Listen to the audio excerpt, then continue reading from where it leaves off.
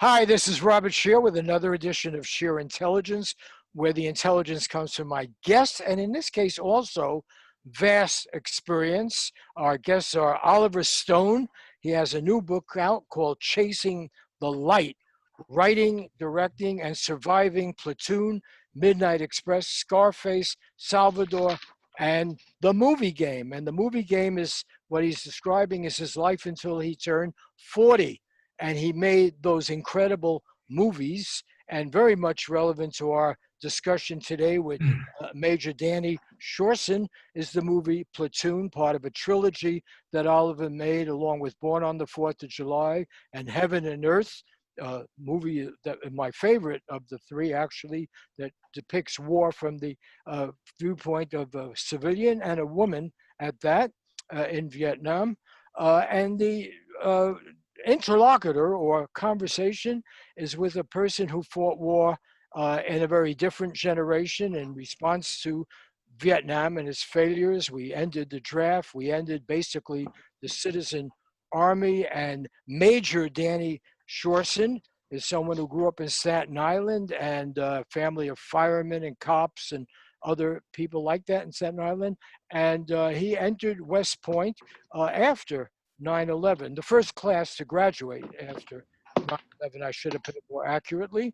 And he spent 18 years in active duty in the military. He was in Iraq, Afghanistan. He wrote a book about his experience in Iraq called Ghost Soldiers of Baghdad. He's written an incredible history that should be coming out hopefully in the next half year or so about the whole U.S. empire going back to the destruction of Native Americans. And his most recent book is called Patriotic Descent, and it's America in the Age of Endless War. So I'm going to turn it over to you guys to talk about America, militarism. I should mention that Oliver Stone and the very strong, by the way, reviews so far of your book pointed out that actually you're a terrific writer as well as a screenwriter. That should not be a surprise, but it's really an incredibly well-written book, Chasing the Light.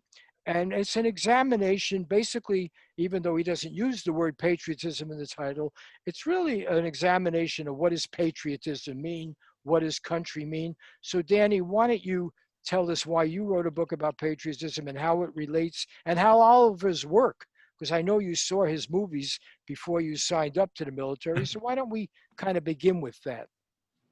Right.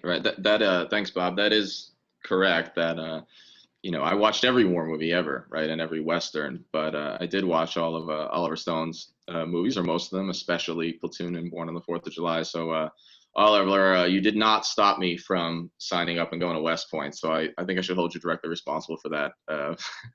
And obviously, I'm fooling around. I was young and had a very different view of what I was looking for in those movies. But Oliver, if you're okay with it, I mean, I'm going to kind of touch on what Bob brought up and just give a little bit of concept and scope before we jump into the first questions. And, we had an opportunity to talk briefly last week. But overall, what I'd like to do, with your permission, and we'll see where it goes, is three things, in the concept and scope, which is first to cover some, aspects, themes, and vignettes in the book, specifically the ones that struck me, and it really is an excellent book. I say that quite honestly. Two, to sort of tie in the film work you describe, your screenwriting, and just described life experiences with your sort of political and social evolution and its connections to the seemingly pivotal present. And then finally, tie some of this in with my own experience without over personalizing and that of my generation of veterans and just Americans in general, comparing and kind of contrasting with your own, call it intergenerational combat and post-combat experience, wherein the book that Bob mentioned that I wrote, which has really informed much of my work, and I think, dare I say, much of yours, the emphasis on the cultural depictions of and sort of the personal and popular conceptions of patriotism in all its complexity and, of course, all too often paltry patriotism, dare I say. So throughout, of course, we can be flexible and go places you want to, wherever you want to emphasize, and then build on what's organic. or piques our joint interest. How does that sound? Sounds ambitious for an hour. I don't want to do it, but you're Well, welcome. we'll I should have mentioned that you were an instructor at West Point in addition to having been a student. So you have the habits of scholarship, uh, and so take it from there. But you've also been an activist, I should have mentioned. And just a few days ago, you were one of the people that Donald Trump condemned in Tulsa, Oklahoma, for being so threatening when you tried to change the American flag. So you might discuss that also in this context. Mentioned you by name. no. I was just one of the many. I think he said low lives was how he described us, which I was actually proud to be. If he said it, no, I was just part of a direct action with a group of anti-war vets working with some Black and Indigenous Oklahomans. So, yeah, we just got tossed out, and a few folks got arrested, but just kind of part of the movement, in the broad sense. So, Did you ever see the movie I made called Nixon? oh yes, yeah, and I know that Bob and Chris were involved as well. Bob and Chris were involved, but just because Nixon used the same terminology to describe the protesters, he called them bums and lowlifes, and we had a scene in the film like that. So it's interesting that tradition of attacking the protesters. Yeah, absolutely, and even as I was reading your work and just history in general, it seems that there's always a connection between the foreign enemy and the domestic enemy. So if you're anti-Vietnam War, you're a communist, or if you're a Black nationalist, you're a communist, and then you're a terrorist. And so now we're Antifa or domestic terrorists, or just like Nixon would say, and now Trump, low lives or bums or folks who don't have a job. This theme is obviously threading throughout, but so let me start with this, if you don't mind. Bob mentioned that I'd followed your work previously, and that we both volunteered, albeit I was on the officer side, which I thought you pretty accurately described as only tangentially in your world, in many ways, when you were a foot soldier, enlisted at the lower end of the platoon. But I first watched Platoon with an uncle who no longer speaks to me, based on politics, former cop and fireman, when we lived together in Staten Island in 1989. So I was 6. I was born just a year before your son, Sean, I believe.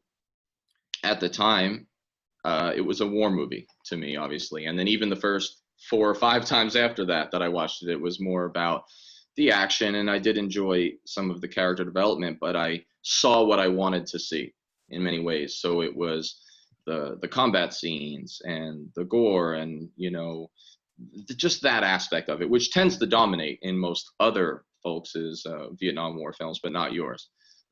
Other connections vaguely, or I was a New Yorker too, but of course in class and experience and culture, I was probably vaguely wedged between yourself and Ron Kovic, who I've gotten to know and speak on the stage with. And I was also a volunteer for war who probably had other opportunities and expectations, but of course was an officer, although choosing, the light cav and all that, even when I could have been intel. So like you choosing the infantry. But I think the key concept here is that my experiences in self-education, which really is throughout this book, for you, seem to gradually and then quickly and then gradually lead to a path of descent, sure, but also a public and personal sort of disavowal of conventional patriotism and masculinity. So, in the end, Platoon stayed with me, and when I came back to it, it remained sort of a touchstone in my life. And then, of course, I broadened to your other work in later years. It kind of spoke to me differently at different points. At all different points of experience in my life, it meant something different, as has your work on Latin America, which I'll bring up, the Ukraine, and then the whole Untold History series. And of course, recently I fell back in love with Salvadore. So I have plenty of more linear and standard sequential questions, but forgive my amateur narrative arc tool, but I like to kind of come in sort of strong and deep in the story to start. But toward the end of the book, you said, at the height of your success and the buzz around Platoon, you discussed kind of your complicated feelings about that popular rise and its connections between your public and private life. So soon after describing this dream in which your father appeared to you, you said it, gave you chills and guilt. and you wrote that, quote, "Inside me was the demon, waiting to go back out to sea, hating this hoopla of meeting people, selling them, justifying myself." And it really jumped out at me. So, and it almost reminded me of Kerouac describing Dean Moriarty in On the Road. The only people for me are the mad ones. So my first question, Oliver, is would you say that this demon self, this outsider or misunderstood feeling or yearning for the sea or the jungle, did it reflect in your films and your own life? And has it been a net positive in your work or relationships in general? Yeah, I think that's a very deep question. It is a net positive. And as you can see throughout the life has been the taking of risks. Very important. And I didn't see it until I wrote the book that there was a pattern of risk taking. As for example, my parents were divorced, and that was the end of my family life. That was at the age of 16. That was just over. We were a tightly knit 3-person family, which ended in acrimony. So I was on my own, in a sense, like an orphan. And I went to Vietnam for the first time as a teacher and as a merchant sailor and traveler and so forth. And my eyes were open to the East in a way that never happened before. I went more from a Western way of thinking into beginning to introduce myself to an Eastern way of thinking. After that, as you know, I wrote a book about my feelings. For the first time in my life, I dealt with my feelings.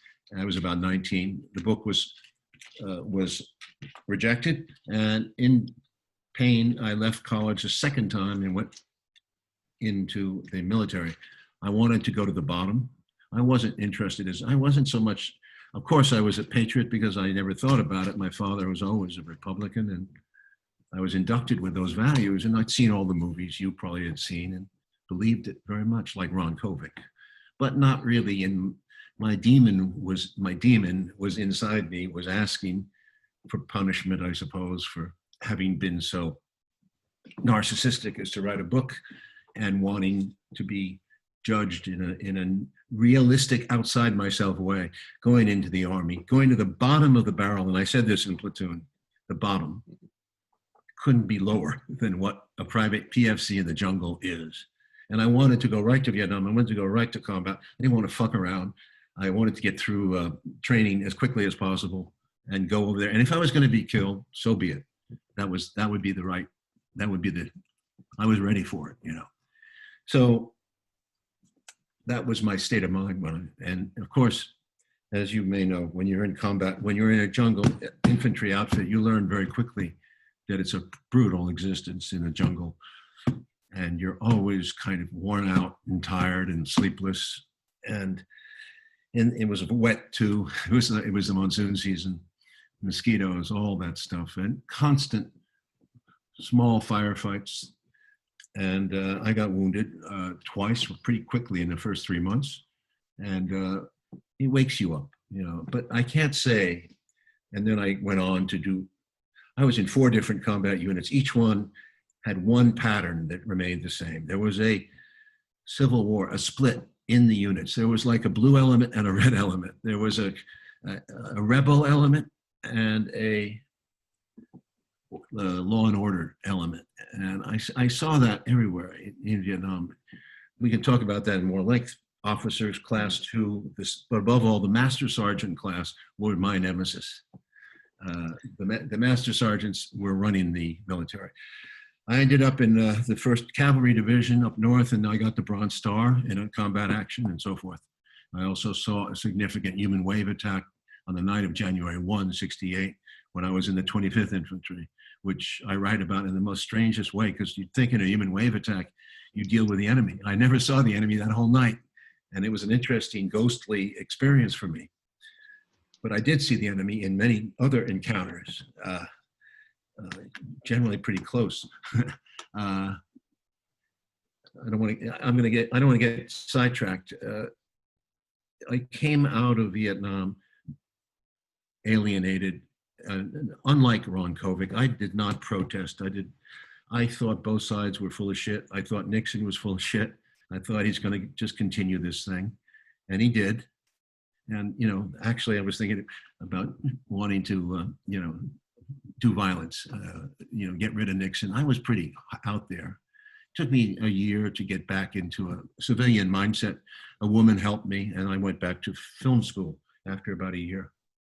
And film school brought me back into civilization in one sense of the word.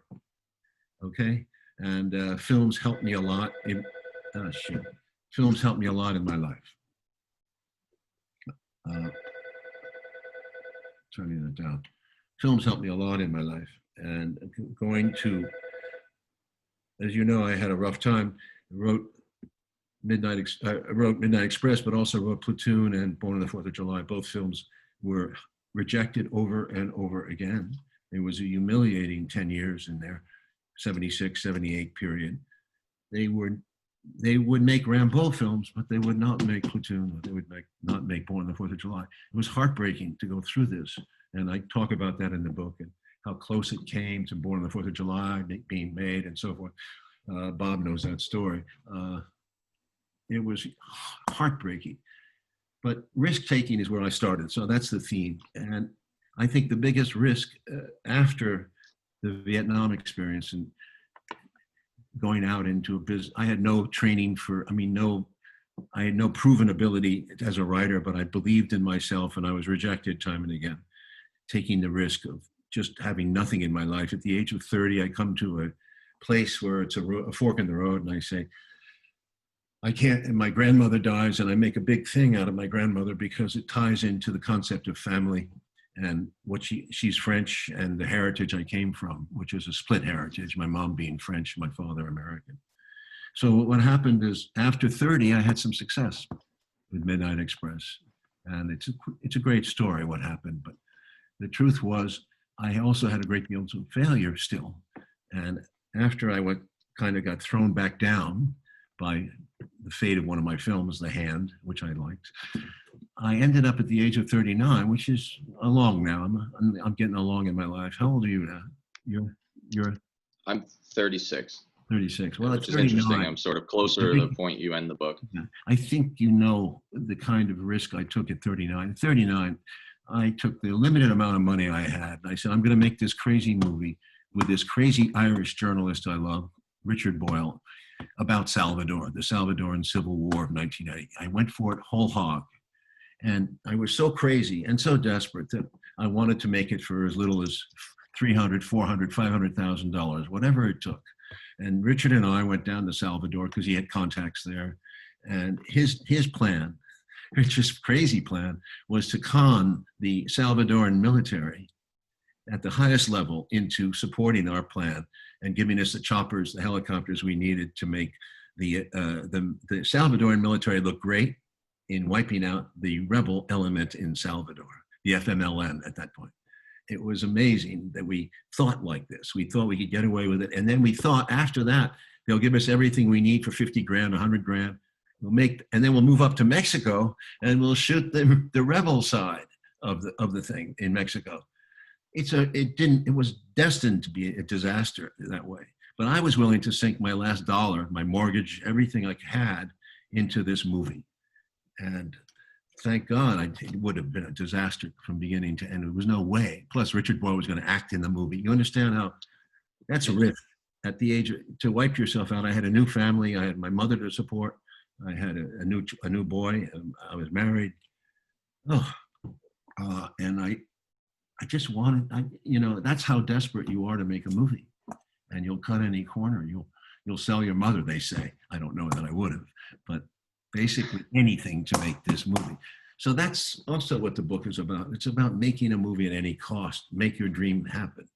And I was very, very lucky to have an Englishman come in and finance the film, John Daly. John Daly of Hem Daly is a hero in this book, and a buccaneer, a real Captain Blood type. I'm going back to your theme about being the wild man, going back out into the world.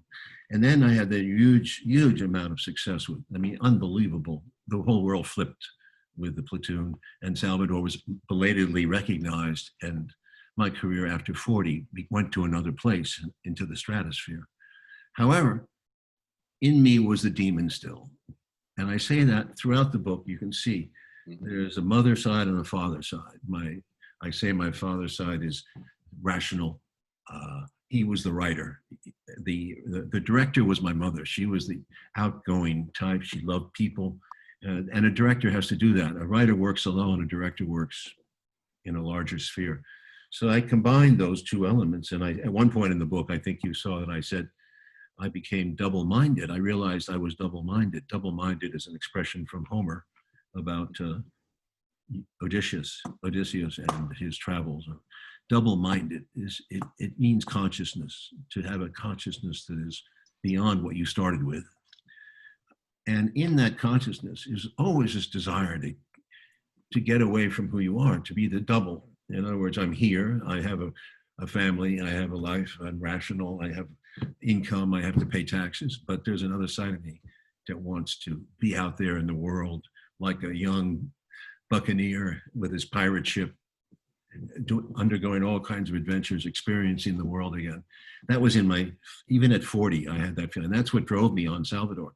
So I'm talking about a different spirit. You call it the demon. Maybe it's not the right word. Maybe it should be the wild man.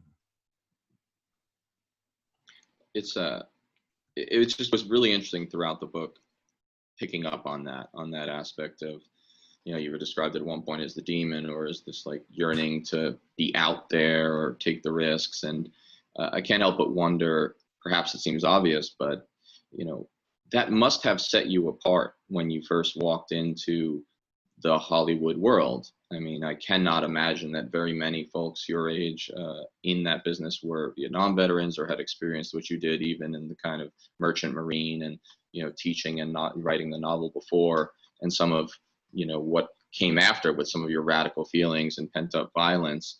Was it difficult to break into that core? And now, as you've done more and more controversial things and the polite liberals don't necessarily buy into all of it, how has that kind of changed and stayed with you throughout your career in that world? Oh man, you're going into another whole field. I mean, my feelings are very ambivalent.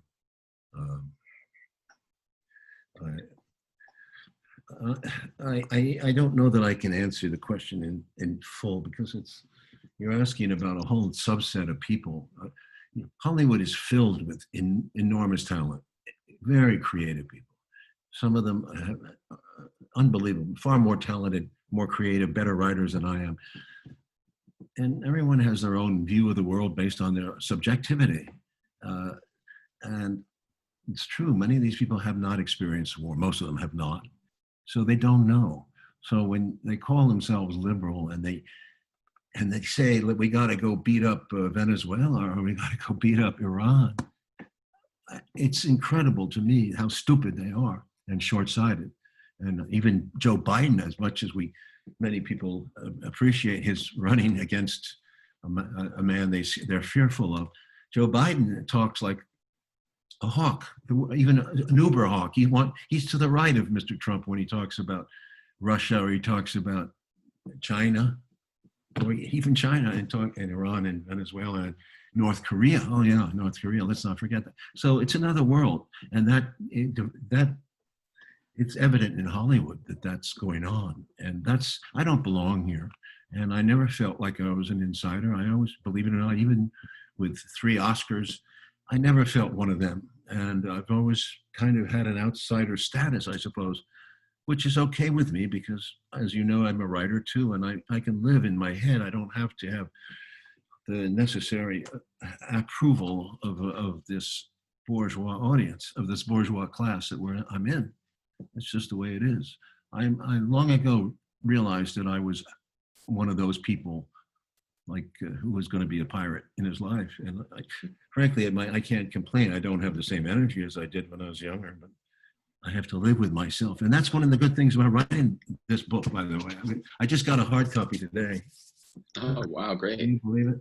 Yeah, just today. First copy. I love that cover choice. A real book, Bob, like you know what I'm talking about. A book. It's a great feeling. It's the best feeling. Yeah, you know it too. So anyway, and I'm on the cover. Can you believe it? They chose that. Yeah, you're the guy on that cover. Yeah. When I was better looking. No, come on, Danny. That registers with you, doesn't it? Actually, it's not too much difference. It's about 50 years, right? 50 years. Yeah, about 50 years ago. What do you think? 50 years later? Not bad. Yeah, Okay. not bad at all. No, I mean that does resonate with me. I mean, seeing you on the cover, and I think as I got older and started to get more complicated views of war through education, but then of course, Iraq and Afghanistan, I think one of the things about Platoon that was, I don't know, just so different beyond just the artistic aspects and of course the mythology and the Christology and the other symbolism that really is apparent not only in that but throughout your memoir here and then also some of your other films, but that you had been there and that there was an experiential analogy, some of it quite literal from what I read, because I found that a lot more about Platoon was true in the literal sense than I had even thought. So it's been a powerful aspect of that and raises a bunch of questions which are interesting to me about where we are now, because something profound has changed, and it's the elimination of the draft. I mean, one of the great cynical Nixon moves, and I've read a lot of the declassified documents surrounding it, but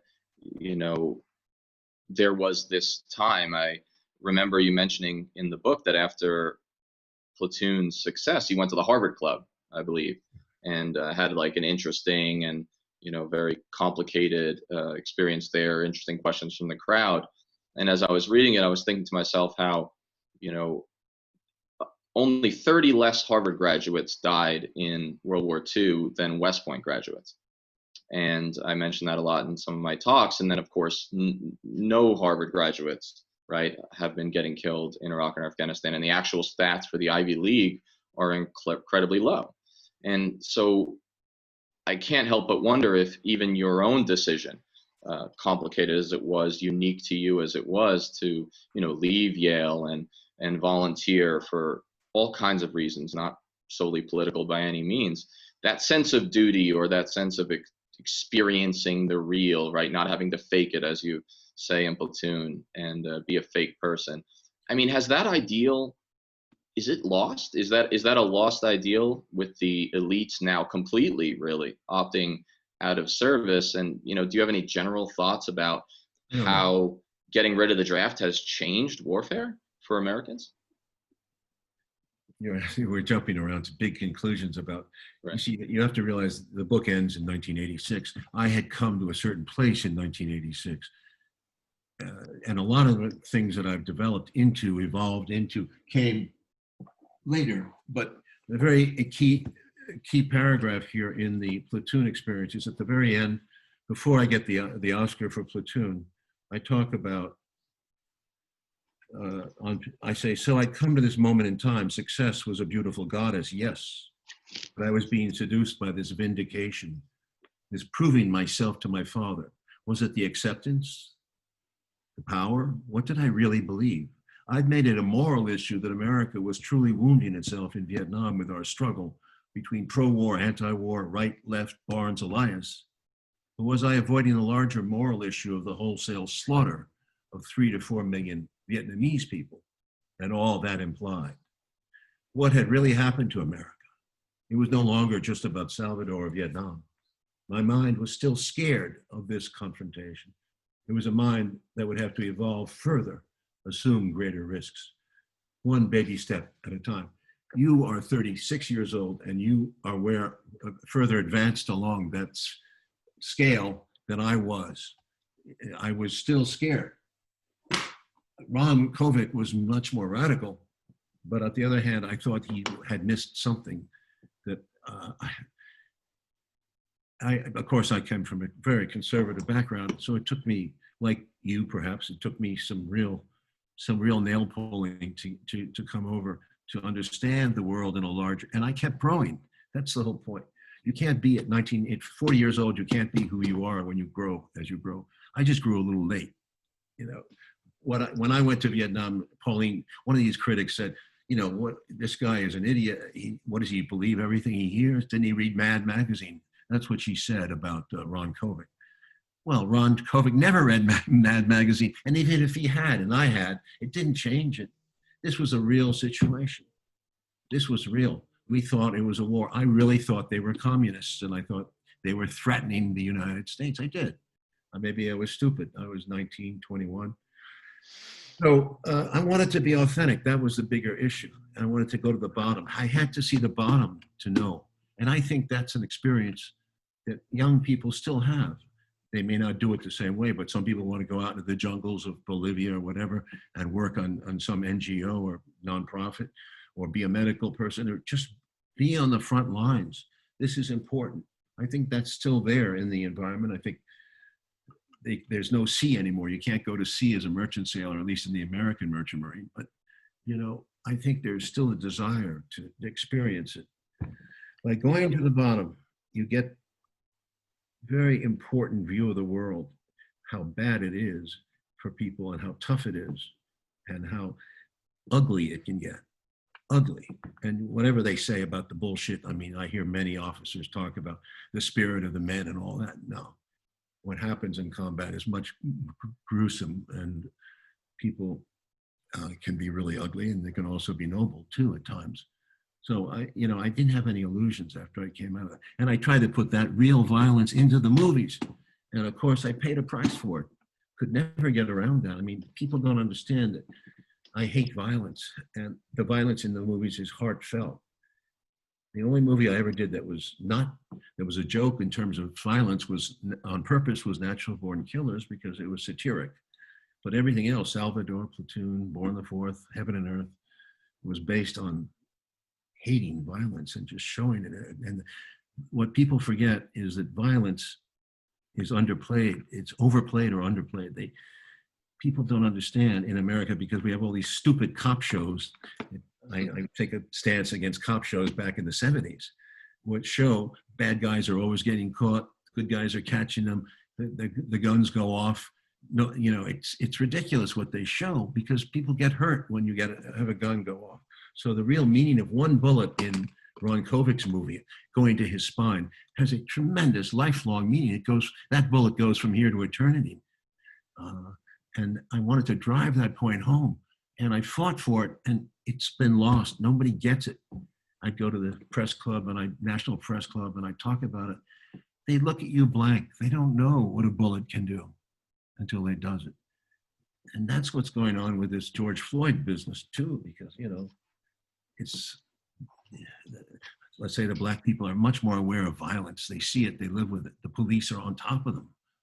Well, I'll tell you the truth, the police scare the shit out of me too. I still have the rebel in me. I mean, when I'm driving around, I've been arrested a few times, but, it's horrible to get a bust. The cops talk to you. They took this guy in Atlanta, they talked to him for 30 minutes or something, and then it turned into a shooting. That's the way they do. They talk to you until they unnerve you, they scare you. These people live with it. They know what they're talking about. And I learned a lot about this when I went to Vietnam. This is a side story. I talk about it in the book, how important Black soldiers were to me. It's my first experience with Black soldiers. I had no experience of it except here and there, but I was scared of them because that's who I was taught to be. So their attitude, they were hostile.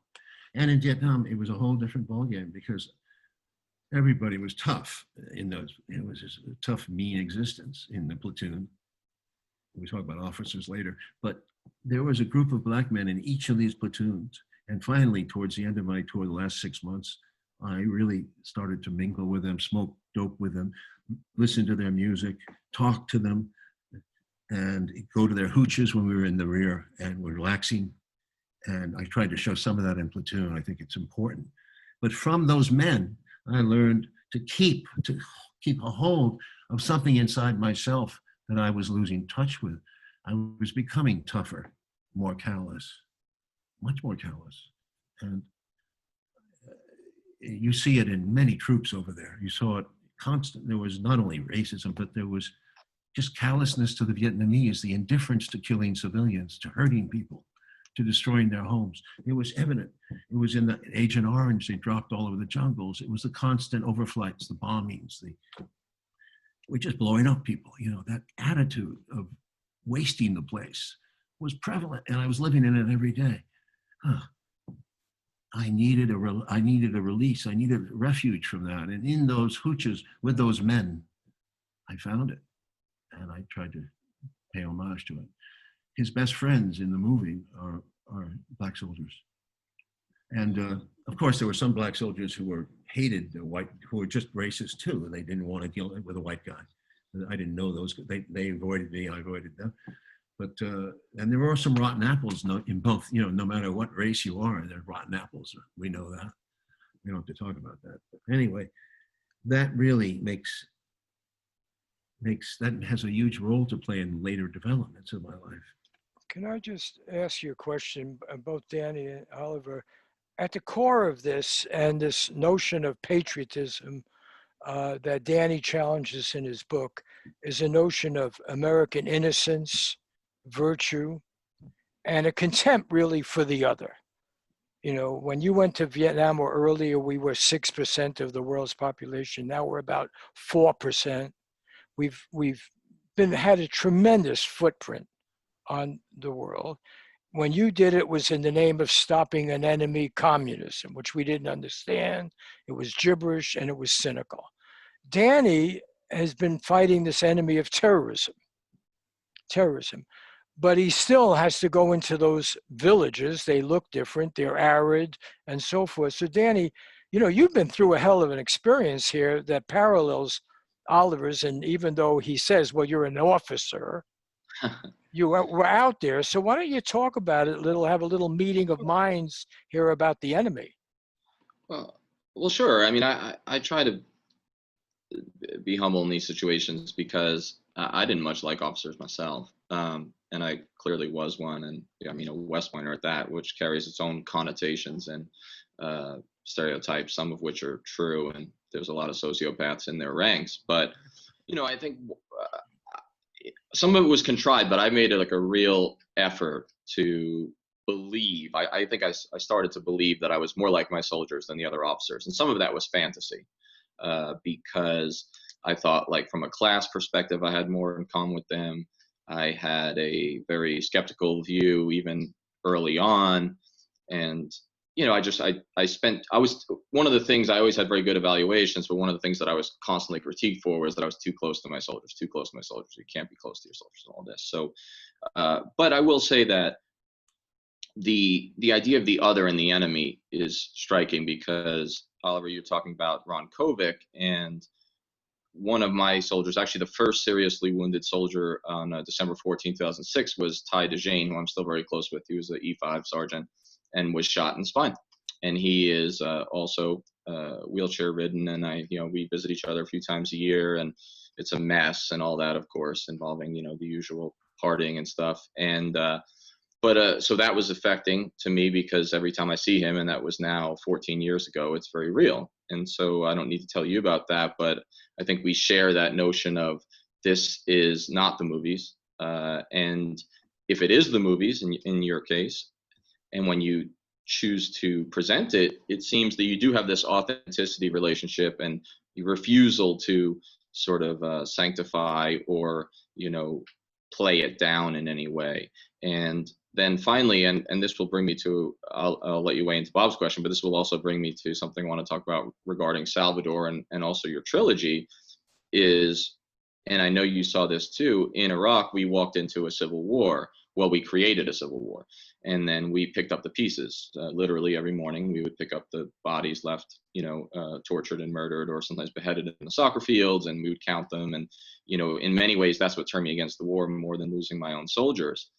And so when we talk about exceptionalism, we talk about the way Americans view it, whether it's through their cultural touchstones like film and the Rambo movies and these terrible movies that are made post 9/11 about combat, it strikes me that perhaps your dedication to showing reality, to showing the brutality, is often misunderstood by the Pauline Kaels of the world or any of the other critics that you mentioned throughout as, misunderstanding it as liking the violence or a fetishization of violence, when in reality, because you hate violence so much, perhaps you're trying to demonstrate that through a refusal to, to whitewash it. Has that been an aspect for you throughout?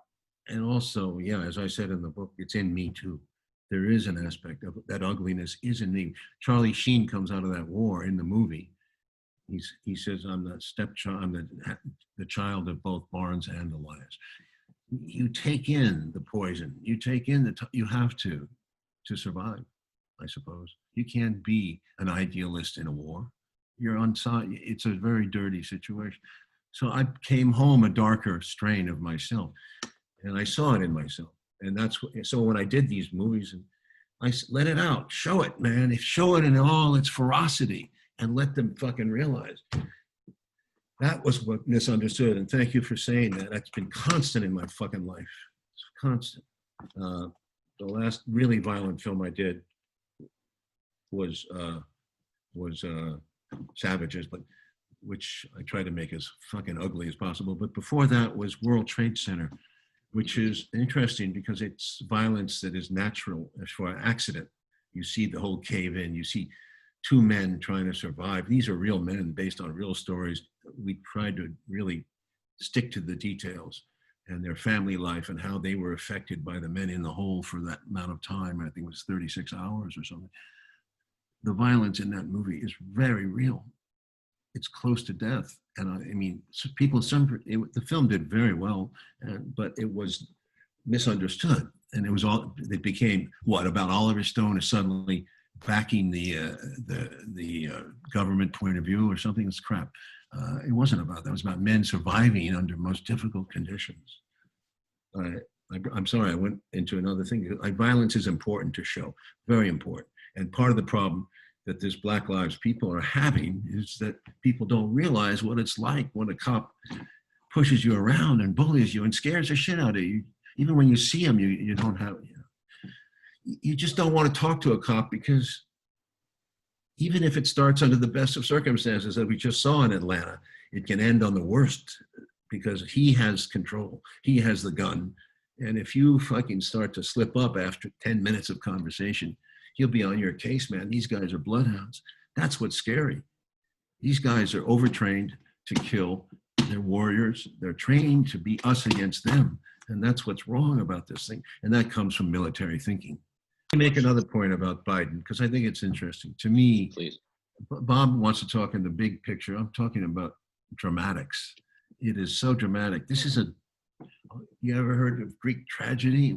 Here's a father. This guy Biden is in such denial of himself, as is Trump. I mean, his son, you probably know the story, Danny. Of course.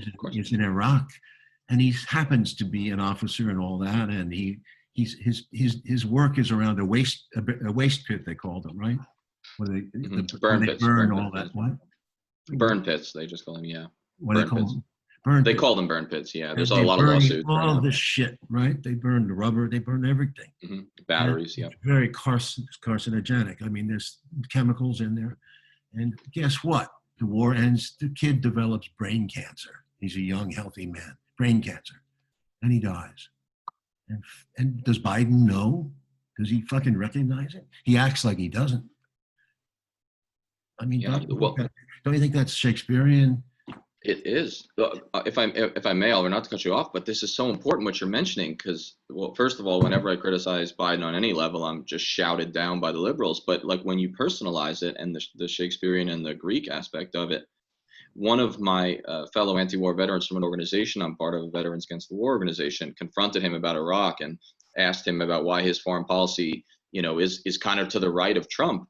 And Biden said, it's on video on YouTube. Biden said to him, because this friend of mine started like listing the number of soldiers we've lost and how many we've killed over there. And Biden's response, it's really actually worth watching the 30 seconds, is, well, I lost a son too, so I don't have to apologize for anything. And my friend was blown away and was like, no, I understand, and I'm not underestimating that grief, but your son did not die directly in combat. I'm talking about the war that you championed in Iraq, and he just would not engage. And you know how he gets very angry when he's challenged. And it was very striking. It was unbelievable. He went straight to his son, but without understanding what you brought up, of course, which is that the burn pit and all that may have had serious effects. I don't think it's bad. I think it is. I mean, right. You don't die of brain cancer at a young age. Right. Where I was going with my question is there's a connection. You are both historians, all right? You're not, Oliver, as familiar with Danny's work as I am, because he wrote 36 chapters history going back to pre-colonial, the Native American wars and so forth in the United States. And he's really quite expert on this and taught this. He taught history at West Point. Okay. And what really is at issue here with Donald Trump. They let him teach history at West Point? They let him? They Yeah. let me, but luckily they didn't come in my classroom more than once a semester. They gave me a teaching award, Oliver, but if they could have seen what was in my classes, I'm sorry about, but it was shocking what I taught. Anyway, go Yeah, ahead. but your superior, a colonel who I have had also speak in my classes, supported you. And He as did. you I was lucky. pointed out at West Point, there is good teaching and a high Yes. standard. Okay, but I want to get to what your history is all about. And it's very similar to what Oliver has been pursuing, which is not the loss of American innocence, but challenging the notion that we were ever such a special people, such a special experiment. And we use that as cover for really awful. We're not the only people who've committed awful acts, and some have committed much worse acts. But there is a persistent notion of American innocence that is really corrosive, and it allows us to do anything we want. We have totally messed up the Mideast that you were involved with, and there's no accountability. And your history book and your patriotism book really are a questioning of why there is no accountability, just as Oliver's movies were. Well, definitely, and in fact, Oliver's Untold History, which I first watched pretty early on when it came out, is not dissimilar in a way. I mean, the scope is temporally a little shorter, but it's not dissimilar to the project. Nor and I think both probably pulled to some degree from Howard Zinn and things like that. But that I think this does connect also to what Oliver was talking about, involving Black Lives Matter and the cops and the experience of violence in the streets that's more familiar to the Black community.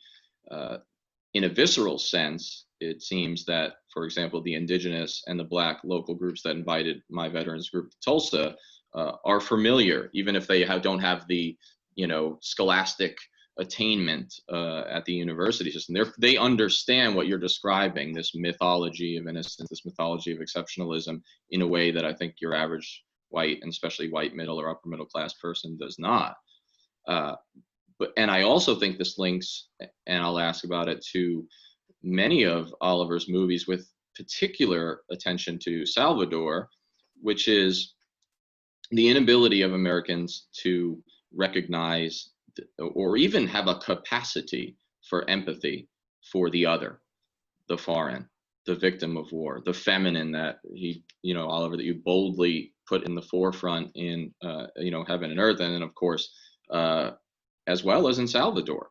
And that strikes me because we are reaching a point in our wars, for example, where, maybe 11 soldiers will die a year now in Iraq, Afghanistan, Somalia altogether, but, tens and hundreds of thousands are still being killed by American machines, militias, and all this. This to me is interesting because you chose to do Salvadore.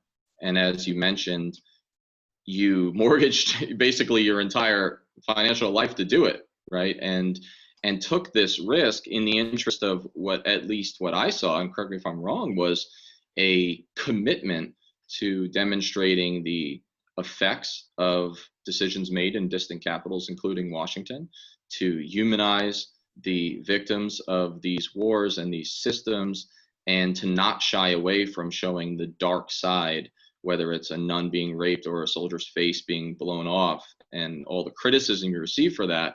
But what strikes me is that you chose to do that, knowing that El Salvador was not really in the news anymore. Most Americans didn't care, and that we perhaps have this empathy block. So this is tied, Bob, to American exceptionalism, patriotism, sense of our own unique messianic mission. And so I would direct it for Oliver's input by asking, with that provocative statement that I will say, is it possible? And I think it might be that in some ways, America writ large, or many Americans and their leaders, are incapable of empathy for the other, whether that be the domestic detritus of empire, the Native Americans and the Black communities, or especially Yemeni children or Salvadoran women. Oliver, I don't know if you have any thoughts on that as it relates to your decisions on which projects to pursue. I certainly do have thoughts on it, and I think empathy was the key word. And I think I ended Untold History, 5 years of work with a call for empathy, which was unheard. The problem is, the problem I think is human nature. It's true all over the world that you empathize with the people you know around you. So it tends to be, it's a human nature issue. Buddhism says a lot about this, but they say the opposite. They say your enemy can be your best friend. Your enemy can teach you. And sometimes your friends can be your worst enemy. And they have many samples of that. So the question is, in our lifetime, are we going to be conscious? Are we going to become more conscious? And this is my particular journey. Maybe it's yours. I think it may be. The only reason we're here is to learn more, to be conscious, to know who we are, and to learn to be kind and gentle to others. This is a huge lesson. And I think to some degree, America is absorbing it with this Black Lives Matter movement. People are paying attention to the pain of other people from slavery. It's a big point, and it's certainly has a positive effect. But on the other hand, you can see the resistance to it already huge and growing. They don't defund the police. How can they talk like that? And all that kind of stuff. They miss the point. And there's going to be a fight about this. It's going to be that civil war I saw in Platoon all over again. It's Barnes versus Elias. And Barnes will kill Elias if he has to. Mm-hmm. He will.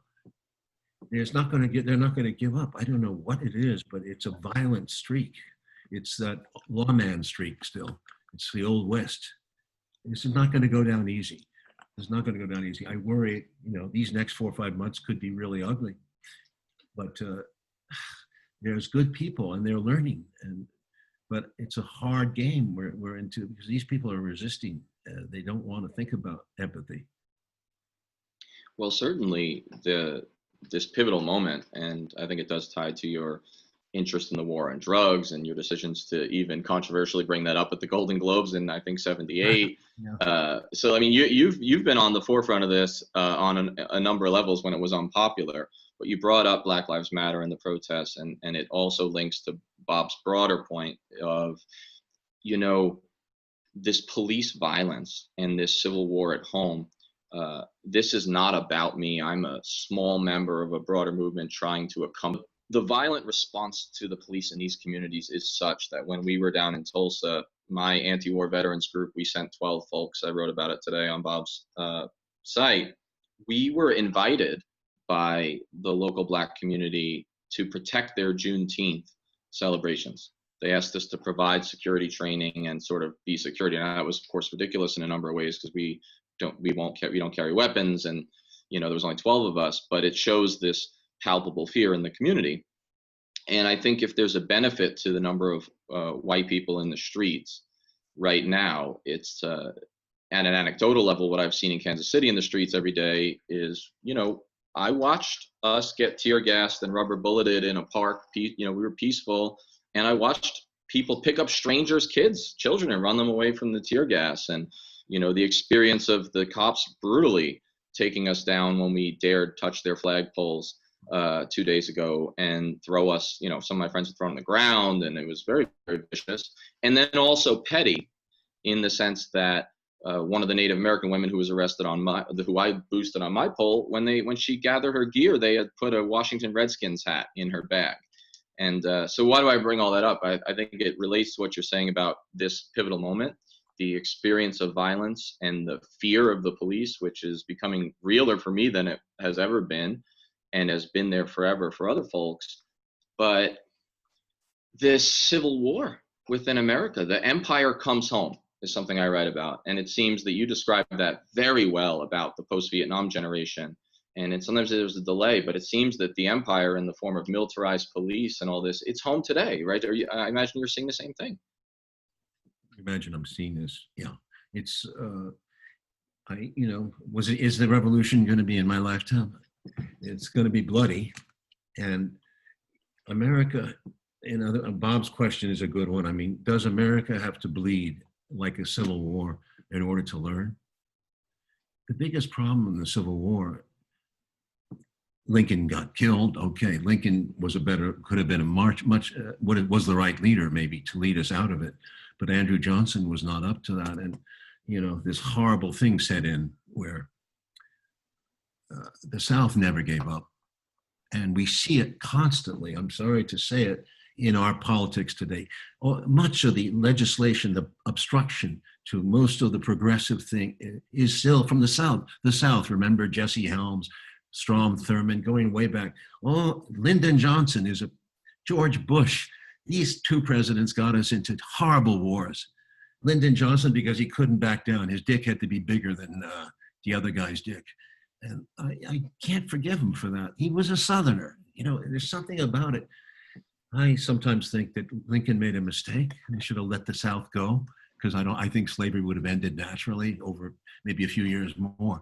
But if they had been, and we cut off and become like a Canada, more northern, less caveman race, I think that the North would have had a whole different situation, and we'd be in a whole different world today. Now, that's pretty radical what I said, but think about it. Well, sure. It's not done us any favors from naming all those forts after idiot Confederate generals. Oh God, I used to look at. I'm sorry, I really. It's so frustrating to see. In other words, if you win a war, at least you should make sure that they play by the new rules, and they didn't. Right. Well, it seems like the North won the battles, and then the South ended up winning the war culturally and politically up to this day. And they still affect our culture today.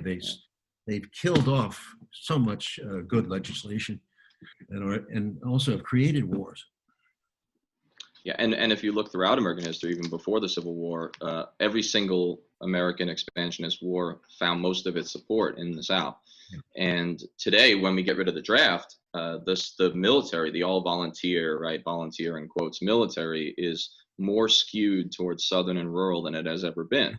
Yeah. And this has been extraordinarily dangerous. I mean, so much so that at West Point, when I taught there, I used to leave the Lee housing area, drive on Lee Road, past Lee Barracks to my office. And the soldiers from the South, in my experience, and some were wonderful and all this, but overall, the ones that I had to keep an eye on, the ones that were most likely to get angry, out of control, and treat the other poorly, and even commit war crimes, invariably were skewed towards the Deep South. I know. I agree with you. That's the problem. Bob, what do you have to say? Well, I just want to sort of tie this all up because, and it's trite to say the more things change, the more they are the same. But that's the value of history, to see what are the patterns. And I can't get over the statistic. We are the 4% or whatever, 4.5%.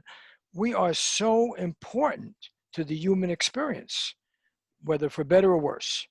I mean, it just wipes out all the oxygen and the planet, what America does. And so now I want to end this with a consideration of what Trump represents, because this is the caricature that lets everyone else off the hook. He's ill-mannered, he's crude, he lets us in on how grotesque it is. But what he's letting us in on was already the norm. It was just being concealed. And he's stupid enough to say the wrong thing at the party, to fart at the party is really what Trump does, where you're supposed to keep it hidden. But your war, Oliver, was fought by Democrats, created by Democrats, constructed by Democrats, lied about by Democrats. Okay, Danny's war. Wait a second. I don't quite agree with that. You know my position on John Kennedy, and I have the facts as to what Kennedy did. He was pulling out of Vietnam. Okay, but after Kennedy, and certainly Eisenhower started that. Eisenhower supported the French and did the. Okay, I wasn't making a partisan remark. I'm just trying to show that it's bipartisan. And you're absolutely right. Now, Danny's wars were fought, created by moderate Republicans. It wasn't Donald Trump. In fact, Donald Trump actually has the temerity, George W. Bush, who you went to Yale with. Wasn't he your classmate at Yale? He's an example of a degenerate gene in our culture. That is right, but love of war, love of phoniness. Okay, but when people now are thinking about the good old days before Trump. Oh, give me a They're break. thinking of George W. Bush, and they're Oh, thinking of Lyndon. right. Harry Truman. Your movie exposes this cynicism of Harry Truman and dropping the bombs on Hiroshima and Nagasaki and everything else. Now, in this election, it's not just the lesser evil that we're asked to defend, but we're seen as this is a battle between virtue, right, and evil. And so, like in the last election, when Donald Trump stupidly said he'll make America great, like, wow, what do we mean by great? Hillary Clinton said it's always been great. So where do you debate? Exactly. I didn't know what to do. I voted for Jill Stein, third party. How can you support two interventionists? Well, how can you support the Democrats now? How? They are they're hawks, war hawks. They were asking Trump to bomb Syria, to go into a Syrian war. It's ugly, Bob. It's so ugly, and we're so lost. Our moral compass is gone. It flipped out. And George W. Bush, I can't disagree with you, has much to do with it. I think he is the linchpin on which a lot of this new century turns. That 2000 election was stolen. I watched that night. I knew we were in for something. And then 2001, my God, everything changed. So in my book, George W. Bush has a lot more to pay for right now. Donald Trump. Finally, let me ask you about the importance of manners. Let me ask both of you, because clearly, I mean, Trump is, I think Trump is a neo-fascist in the sense that he's playing the chauvinist card and, anti-immigrant, anti-people of color. Well, I mean, it's the scapegoating that we associate, and yet he's really carrying water for the super rich and getting the trade deals that benefit them and demonizing anyone in the world who challenges that. But the fact of the matter is, most of the discussion is movies challenge that. The whole thing of who is really violent, natural born killers. Is it the media that really wants more of this violence so they can get ratings? Yes. They're totally cynical, right? Yes. I think very much misunderstood movie, by the way. U-Turn had a lot of that feeling examination that manners can conceive. This is the banality of evil that Hannah Arendt talked about. The Germans actually had manners. They could quote Goethe, right? The Germans were well educated. They kept good records, and so forth. Excellent. What are you getting at, though? I'm getting at that manners is a disguise. It's a cover. Mm-hmm. And you keep up an air of civility. And this boob comes along, and he's the bully, created by mass media, honored by mass media because he was a bully, and yet he takes it over, rallying the South that you have described in this, jingoistic view of American innocence and virtue and so forth. But really on the fundamentals of what are we doing in the world and how are we using resources and do we care about human rights, you're hard put to find such a clear difference. That's the tragedy here. I mean, okay, let's end with this. Where your movies and his writing, where are you, Major Danny, are attempts to hold us accountable for our apathy, our indifference. We send people like you and Danny to war. We all do. We pay the taxes. Most people didn't protest. Most people think it's just honky-dory, right? And you guys witnessed evil by your own side. Okay, there's other evil in the world, but you witnessed it, both of you, right? You witnessed innocent people having their lives totally disrupted who didn't even know where the hell we were coming from. Who are these people? Really, isn't that the common experience you had, whether it's Iraq or Vietnam, Major Danny? Yeah, well, so, I mean, yeah, I'll take that. And then because this is sort of our culmination for today, I'll pivot it towards, I think, an important closing question for Oliver that's related. So, yes, I think that manners is problematic. I think making things only about character is problematic. At the same time, I do find Trump abhorrent on just about every level, and of course, think there are unique aspects to his domestic scapegoating, or at least the overtness of it. However, I agree with you, Oliver. I think that George W. Bush, you said that you can't forgive Lyndon Johnson. I think for my generation, I can't forgive George W. Bush. And so I think that that's a valid point. But so is your point, and it relates to Bob's, about how can one vote for the Democrats now? How can one support the DNC flavor of Democrat? And it is interesting, as we talked earlier, how the pejoratives will be flung if you vote for Jill Stein, right? Like Oliver did, or if you question, like I do somewhat regularly, Biden's record, all factual. No one ever disputes me on the facts. I'm regularly, and this will certainly, I imagine, resonate with Oliver, I'm regularly referred to as a Russian asset or a useful idiot or a Putin stooge. And that's the go-to. And it's not new. It was used. It's McCarthyism brought to bear by, the polite corporate media. So yes, I think this is important, but I keep in mind the real victims of these wars and not to make them into a platitude, because it is true that for a Yemeni child, the manners of Barack Obama didn't matter a whole lot, did they? The reality, war may have been abstract for the suburbs of Northern Virginia, but they were not in, Northwest Yemen. And so, of course, there are limits to manners, and policy has to matter.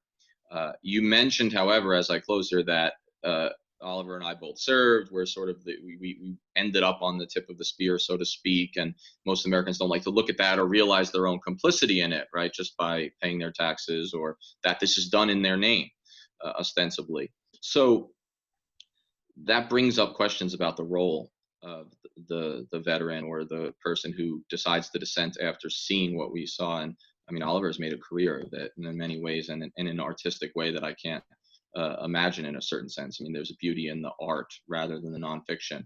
So, Oliver, it's very much quoted, but you said that you got a lot of letters after Platoon about that last monologue, or that last almost soliloquy on the helicopter on the way out, and that a lot of people would stay in the theater crying.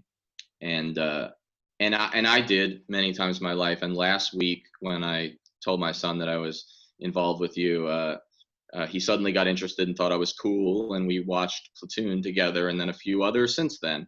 And he's 11, and he's named after 3 of my soldiers who died in Iraq.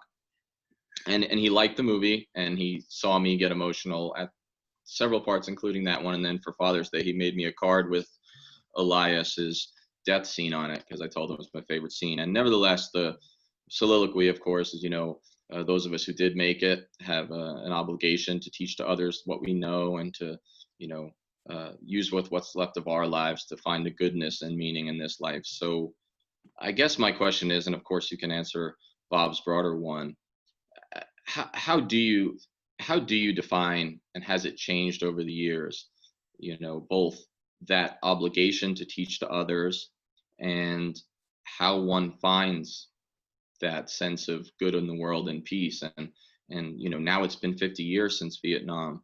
Have you seen changes in how you view that or define those terms so eloquently laid out? Do you remember the scene in the book when I'm come back and I'm at NYU in the class with Professor Leahy, Tim Leahy, who's yelling at the class about, Yes. he's talking about Odysseus, and he on the blackboard he draws consciousness, the word consciousness, and he says, what is it? What is the difference? Why does Odysseus survive, and why does his crew not? Why is he the only one who comes back? Consciousness, people, consciousness.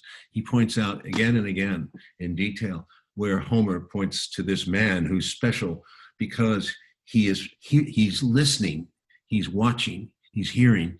He puts the wax in his ear.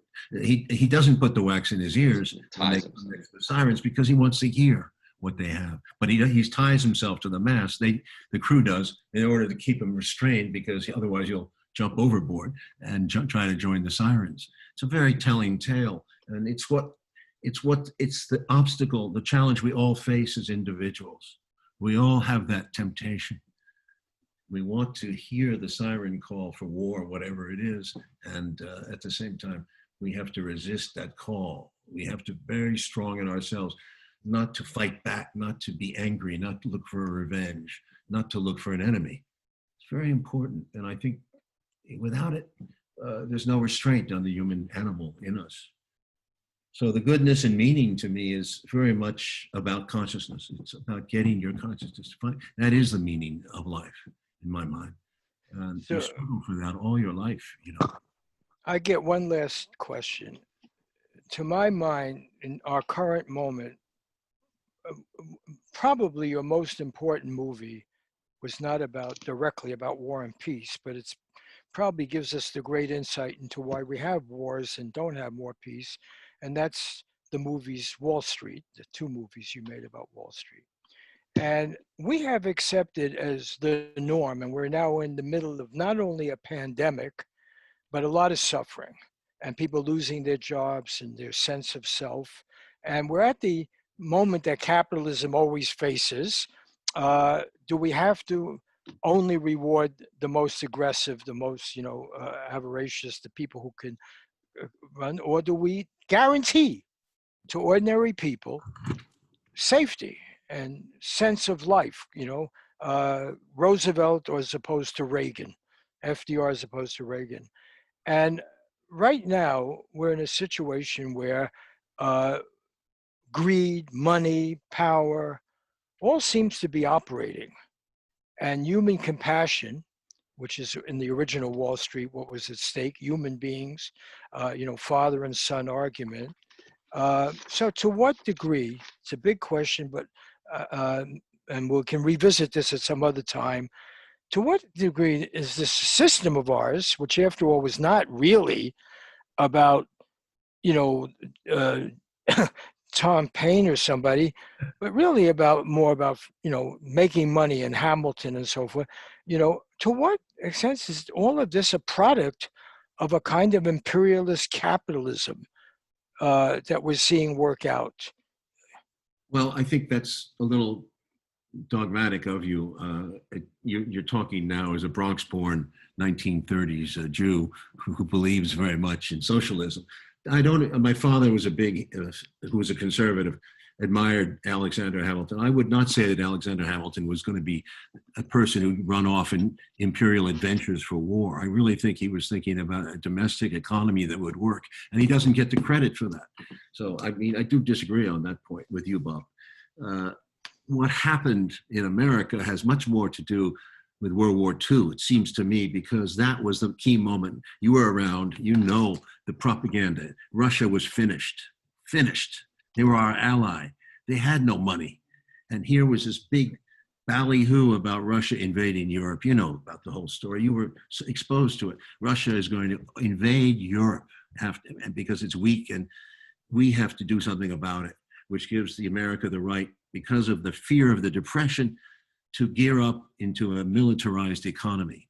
This was the whole point of creating an enemy with this Cold War. And we had, that set in with Eisenhower and Truman, okay? That is the key moment for me. That when it really becomes imperialist. We keep everything we got, every piece of territory. This is no longer the Philippines or Cuba, or for that matter, it's about getting land and taking it and becoming the new British Empire. Don't pick on Alexander Hamilton for that reason. Really? So, okay. And well, let me, we're going to close out in a couple of minutes, but just to jump in, I mean, I think I do like I like the question, but also Oliver's point about World War II strikes me, because earlier you said that it was controversial, maybe we would have been better off letting the South go. In my more exasperated moments, and I have many of them, and I've had my angry periods, and I've had my substance periods, and all of this after the wars, and in my angry, even academic moments, reading, I sometimes think World War II was almost the worst thing that ever happened to the United States. The triumphalism that was in it, and Emerson said about the Mexican War that we'll win the war, but it'll be arsenic, it'll be the poison that destroys us. Well, I happen to think that the Second World War and our misunderstanding of it, yes, the Nazis had to go, I understand all of this, but the outgrowths have been so toxic to the body politic. And if I hear the Munich analogy again, I think I'm gonna vomit a trash bin. And I think that it is that is, if America has always been an empire, and I argue that it has from the first settler colonial, it is with World War II that it becomes global and triumphalist on a chauvinistic level we've never seen before, and I think we're still living with it. That's correct. I'm going to take privilege here, and because Oliver brought up a personal note about me. It is true. My mother was a Russian Jew and had left Russia actually as a result of the Bolshevik Revolution, because she didn't actually support it at the end. But my father was a German Protestant. And since you brought up World War II, and my father's family was mostly in Germany, and we had relatives that came after. And I've spent a large part of my travels going back to Germany and that area and finding my father's family and so forth, asking, how could you go along with such monstrous, same as Donald Trump, after all, comes from a very similar background. And how could you have, you're the most educated, the most civilized people admired by the American ruling circles. Germany was the place, not those Slavs. They were considered inferior. And when I talked to my German relatives, my father's brother was wounded at Stalingrad, was in the German army. And I asked him, how could you have gone long? He had never met a Jew. He didn't care about that. He cared that the mark couldn't buy you anything. No one would pay. He was a farmer. No one would pay. And you get it when you watch, and you were just at a Trump rally. And when I've traveled as a journalist, when I was with Jerry Falwell and other people going through the South, I was with Ronald Reagan in the South and others, everything. We forget the Germans were the largest single ethnic group in the United States. They may still be, but they were for the longest time. And we admired them, right? Ford and all these people admire Henry Ford and everything. And I want to end with, isn't there an analogy with what happened in Germany? The indifference to the need really to restrain power, to care about the other, to care about the people hurting, to scapegoating. The scapegoating was the dominant thing in Germany. Scapegoating of not only the Jews, but everyone else who'd even looked a different way. So let me end by asking, how scared are you of fascism in America right now? I'll start with the younger, and then I'll get the wisdom of the older, and we'll wrap it up. Well, I've avoided the F word probably too long with Trump, but I've started bringing it out. Certainly, your German analogy is striking because as a 17-and-a-half-year veteran of being a good German and a Nuremberg violator myself, and living with the guilt of that, I understand how people can go along for a number of practical reasons. Being inside the rally and being in costume, being in disguise, the people in the rally spoke to me, wearing a veteran's hat and a big American flag Trump shirt like we were. And when they think they're part of your tribe, you're part of their tribe, they'll say things to you at the urinal, for example, saying, like I told Narda today, oh, the true privilege, there's no white privilege. Someone said to me, I'm a stranger. True privilege is living in public housing without having to pay a utility bill, and saying that overtly to a stranger. What did you say? I'm sorry, you didn't hear the truth. What we did was we infiltrated the rally in Trump clothing so that we could seize the flagpoles and climb them, or send our climbers up to replace the flags before the cops, knocked us over literally and threw us out. But because when we were in there, they thought we were Trumpsters because we were in the gear. And so a guy said it to me at the urinal, a few comments, but this one stuck out. I don't know him. We're just going to the bathroom, but he thinks I'm in his tribe. So he said something about, oh, you believe these protesters outside? By the way, there was very few of them. And he said, oh, they don't know. There's no such thing as white privilege. Real privilege is that they get to live in public housing without having to pay their utility bill, So, but I will just end with this. I mean, I try not to be dramatic and hyperbolic about Trump or about these rallies. And the Nazi analogy has been a dangerous one throughout history. But there was a palpable sense of fear and foreboding for me sitting in that room, sitting in that audience for 2-3 hours. And my friend, veteran of Iraq, said to me afterwards, he was drinking a lot, coming down from his nerves. He said, you remember that scene in Indiana Jones in the Last Crusade where him and Sean Connery, they break into the Nuremberg rally? And he said, that's what I felt like today. And it was, so I am afraid. And I'm more afraid of the Boogaloo types who we saw packing M4 rifles, Armalite rifles in the streets, who want to start a civil war. So, and that's their goal. So yeah, this is very scary to me, and I think that this is a pivotal moment, and I don't say that lightly. Yeah. Oliver, last word. I think you raised a structural issue about our country. Are we going fascist? I think we're quasi-fascist and we're also quasi-socialist. So it's a strange mix because our whole structure, I mean, we have so much, the government is tied into so many businesses that that is a definition of socialism too, but it's also fascism because corporations have a huge influence in America. So we're between government and corporations, we're both things. We're left fascist and we're socialist. How that collides or conflicts, I'm not a political theorist, but perhaps there is a clash there, and that cannot resolve itself, or can it? I don't know. Oh, on that note, and for this session, maybe we'll have other sessions and follow this if you guys are willing. But I want to recommend Oliver Stone's book is coming out in a couple, well, actually when this is shown, maybe in a matter of days. It's called Chasing the Light, Writing, Directing, and Surviving Platoon, Midnight Express, Scarface, Salvadore, and the Movie Game. I tell you, it's a joy to read. I read it in a single sitting, actually lying in bed. And everybody knows Oliver's a great screenwriter, but this is really a beautifully written book. It's a coming of age book, and it's really a great story about how mass media, particularly Hollywood, works in America and its relation to the issues. So thank you, Oliver. The other book and the other author we have here is Daniel Sjursen. The book is Patriotic Descent. See, Oliver, I can hold one up also. And this is coming out, I think, in about a month, Danny, Major Danny? September 8th, actually. Yeah, September 8th. And again, Patriotic Descent. And I didn't give the publishers O'Flynn, Mifflin, and Harcourt for Oliver's book, and Heyday for Danny Sjursen. There are still books. And now when you're sheltering in space, it's a good time to read it. That's it for this edition of Scheer Intelligence.